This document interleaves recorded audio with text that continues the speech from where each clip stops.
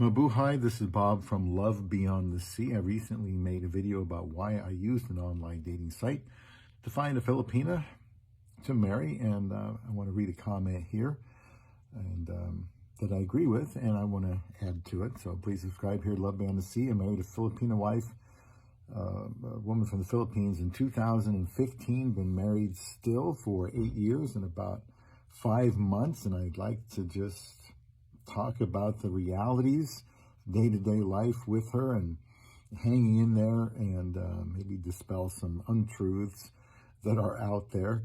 And it's a good place to find a wife in the Philippines, and that has to do with this topic here today.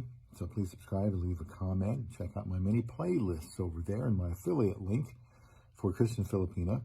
And this poster says, I get your point. I think it's true that girls who want to marry foreigners on dating sites are on dating sites. That's true. And you can browse through many profiles fast. Also true, and why I like to use an online dating site. And I did. But I learned from people who live in the Philippines for many years this. Most Filipinos on dating sites are from the poor, lower or middle social class with not much education, looking to improve their situation. So this is generally true, but there are Filipinos from situations where they don't have a lot of money, but they still find ways to get an education and to go to college. And often when one sibling has done that, they'll go to work and free up time for another sibling so they can go to college. So this can be true in some cases, but I've also seen, at least in my wife's family, that they can get a college degree if they want to.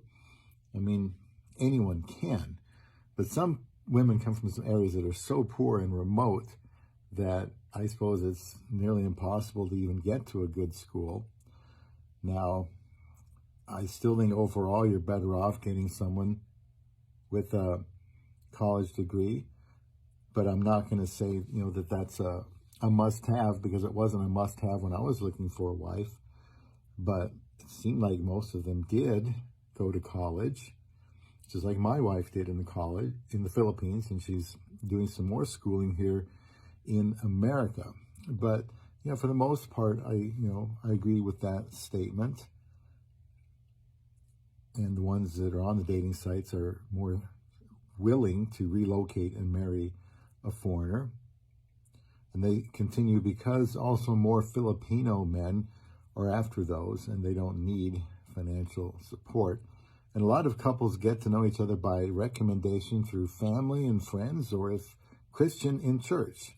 And that's definitely true. So if you were in the Philippines and you got to know some people and they liked who you really were and they felt you were trustworthy, recommendation through family and friends is definitely something that can help speed up the process and avoid some scammers and find a good wife. And then he says, so you have to go there, make friends, stay there for a while to get to know those who are not on the dating sites. And so that's what I want to comment on. I'm not saying that there's this comment is full of errors. I'm not saying that at all. Just throwing in my cautions about this thought, well, just go and spend a few months. Very few people can. Now, I know one person that can while they're still working, but they're a multimillionaire, so they can still spend some time out there. Like, I would say significant time is at least 2 months, 2 to 3 months. But he would still work, though, make a lot of money by not working. But that's what his plan is if he can't lock down somebody online. The thing about that is, if you go to the Philippines, you might be under the impression that Filipinas are just swarming the airports, waiting for you to come off the plane and throw themselves at you. Maybe that's been your experience. I know some people say that. I just don't think that's the way it works. Probably a bit more difficult now.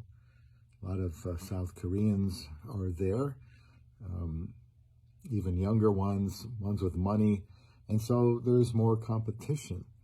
So you could go out there, and then what? How happy are you to be there if you can't find anybody? Then you're coming back.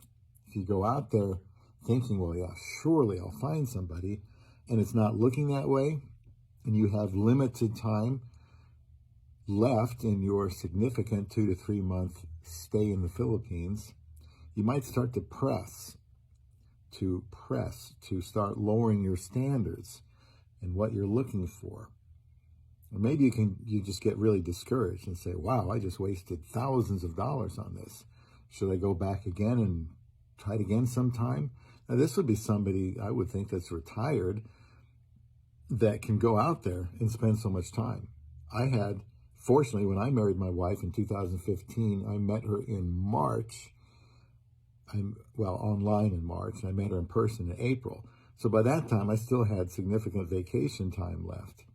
I think I had probably five weeks.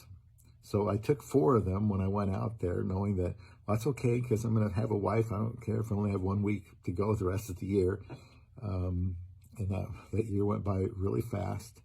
But we had it all set up online first. So this is just a video to say, sure, being there in person, if you're comfortable with meeting people that you don't know and are total strangers, and you feel comfortable moving around the Philippines, well, they may not know you enough or trust you enough initially. So you're going to have to spend some time to get to know somebody out there that knows somebody that knows somebody.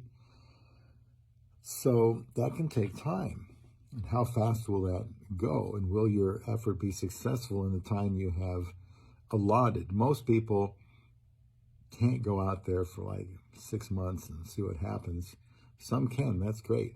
I think online is still the safest way.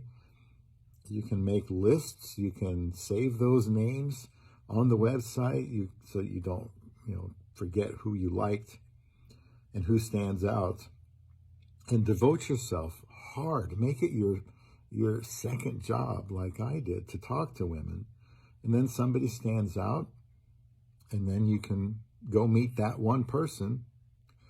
And what you might be doing on that first trip, maybe only trip to the Philippines, is to solidify that person as a viable marriage partner. Then you may come back and say, well, I need to propose to that woman, and marry her before somebody else does. So you can spend all kinds of time in the comfort of your own home talking to a woman from the Philippines. Once I settled on my wife, fiance, we talked for 4 hours a day, basically hour and a half before work, 2.5 hours before bed. A lot of people do that. Just a suggestion. Spend as much time as you possibly can to get to know someone. And if it's obvious it's not going anywhere, great. Then you just more quickly rule somebody out and then go to number 2 and start spending time with them. And before I run out of time, I will say what I've consistently said. There's no hard and fast rules on this. I think it's just better that you go and meet one particular Filipina and give her your full time and attention. Believe me, she does not want you seeing anybody else. She does not want you even talking to somebody else or saying hello to somebody else. Because to her, and I'm not just saying this because that's the way my wife felt, but that's like cheating to them. You're either into them or you're not. And they almost expect you to be more committed without really spending a lot of time yet. That's just how it goes. So identify somebody online and then go meet them in the Philippines, I think is the best and fastest way to find love beyond the sea.